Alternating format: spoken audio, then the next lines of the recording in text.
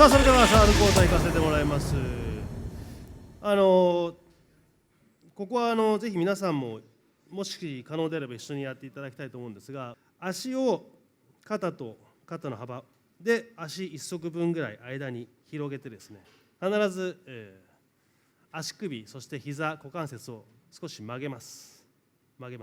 で曲げて、例えば左足で立つんであれば左の方に少し乗ったまま片足を上げます。こういう状態で、立つことをまず選手たちにやらせてます。でまた逆足曲げて乗っかって片足で立ちます。で今この僕の右足と左足の片足の立ち方は若干違いました。気づいた方がいらっしゃるかどうか分かりませんが、最初は曲げた状態で足を上げた瞬間、足首が曲がっている状態で、その後は逆に足首が少し伸びている状態、こういう状態で今立ってました。でこれはサッカーでいうとまさにインステップキックの時と、あと足首曲げてからインカーブで蹴る時と、それから当然ながら立っている時と、もしくはこういう守備の姿勢をしている時とかっていう時とかに現れるような足首の角度なんですね。で必ず、どちらかの角度がほとんどの選手が苦手、例えばこっち向きに立つのが苦手な選手もいますし、こっち向きに立つのが苦手な選手もいます。それもしかも右足左足両方ともこっち必ず4種類あるんですけど、苦手な部分があるんで、それを選手たちにまずやってもらってます。で選手に必ず言っているのは、まず首を折らない、なるべく首を正しい位置に入れてほしいという話をしています。じゃあ具体的にどうするかということなんですが、その時には必ず、皆さんももし座ったままでできるんでやってもらいたいですけど、耳たぶの後ろに小さいくぼみがあって、そこをちょっと人差し指でも中指でもいいんですけど押さえてもらってですね、一回真上を向いてもらって、で真上を向いてもらった状態からゆっくりここの耳の押さえているところは動かさないままゆっくりこう前に持ってくると、首の位置ってすごくいい位置になるんですよね。つまり肩甲骨に乗っかっている感覚っていうんですかね。と同時にこの鼻の上のところをクッと押してあげてもらって、鼻から呼吸をすると鼻からすごく空気が吸いやすくなるので、選手たちにはそのまず鼻の呼吸、そして首の位置ですねを大事にしてほしいというふうに話しています。今言った延長線上にあるのは、例えば関節が曲がった状態でいい首の位置にあれば、軸足ドリブルが可能になります。で軸足ドリブルってどうなんのっていうふうに思われる方もいらっしゃると思うんですけど、どうやってドリブルするのよと思うんですけども、基本的にですね、サッカーのドリブルというのは、蹴ってボールを蹴って追いついて蹴って追いついてとしていると、必ず体からボールが離れてしまいます。じゃあメッシはどうやってドリブルしているのかというと、必ずボールは蹴ってないんです。必ずメッシは左利きなんで軸足は右なんですけど、右足でボールを横に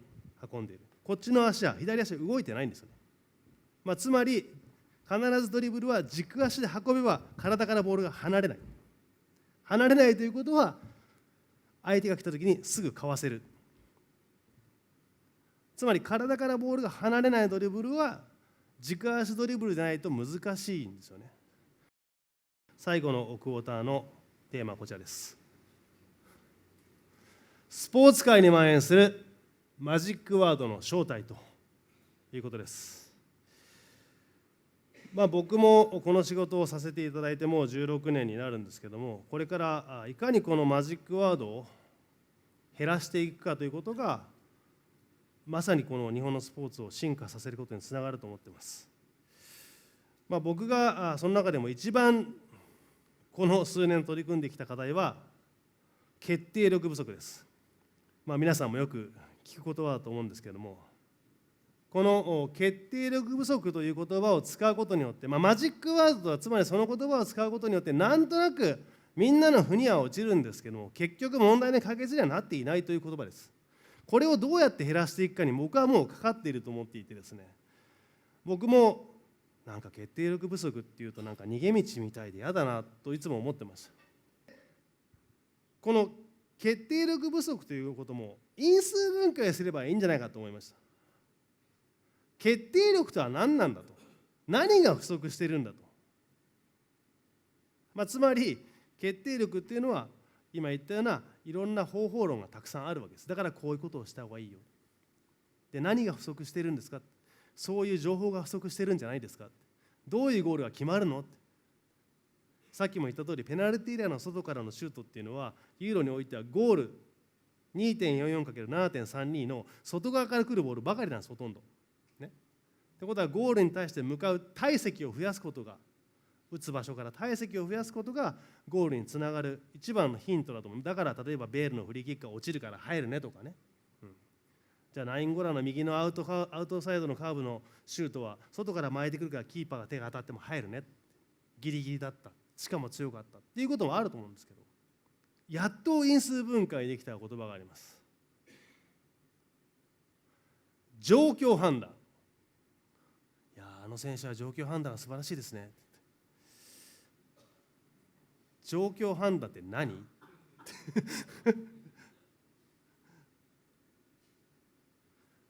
監督が選手に言ってますよ。お前状況判断が悪いんだよ。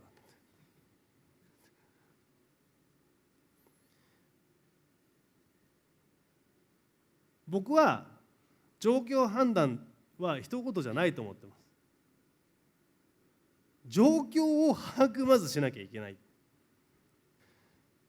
最後に、お伝えしたいのは、今話をいろいろしてきましたけども、言語化することによってですね、10回に1回しかできなかったことが、こうすればできるんだっ